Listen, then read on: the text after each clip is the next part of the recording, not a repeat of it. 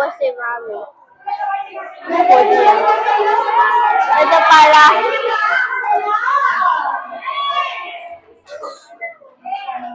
Ayun na, kakainin ko na. Nakita niya ko guys. Kakain ako. Isa sa Jollibee. So, yan guys. As you can see, it's so fun nga. Kasi nung una din, dumating si Jollibee, as you can see. And it was so funny nga. Kasi si Jollibee, ang kulit-kulit niya. And then, to the point na nag-blush siya sa mom ko. And my mom was like, jokingly pissed. Kasi, parang, excuse me, hindi pa ako senior. Like, yeah. But yeah, it was so fun. And then, dumating na sa point na nag-start na yung live concert ng BTS sa Busan. And it was so fun. Everyone is singing, everyone is vibing. And I was holding my mom's army bomb. It was like so fun. And I really love it kasi meron siyang, yung kinanta nila yung old songs nila at the same time, yung new songs, which is, kasi ako, I'm old army kasi talaga guys. And I grown na dun sa pagiging army era ko, but my mom is now a army.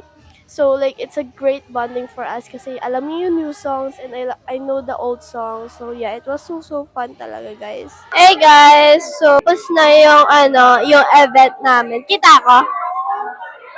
Here's my baby. And sila mami, nagbibigay sila ng photo card. Nagki-kill time lang kami kasi maaga pa kami sa Pobla. Tapos, sabi mo for your first ever BTS concert? Masasabi ko is sobrang saya naman. So like, like overstimulating lang pero iba lang yung, nanibago lang. But you already know it's kind of tough, Yeah. And then mamaya-maya pupunta na kami sa Pobla. So I'll see you guys there later. Bye-bye. Woo! Say bye-bye. Bye-bye. Naka-video na. May giveaway daw sila sa Lompas. Matik na, matik na. What the fuck is that? Wait, ba ito? Si Joko kaya, si Joko. Damn, bro. So, yeah, guys. Tara na. Pabla. Maga pa. E di magkakad muna tayo sa Ayala. Ayaw mo? Okay, stop. So, we're going na. I'm not you. Ayan.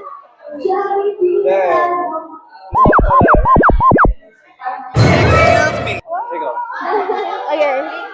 That's why I look like.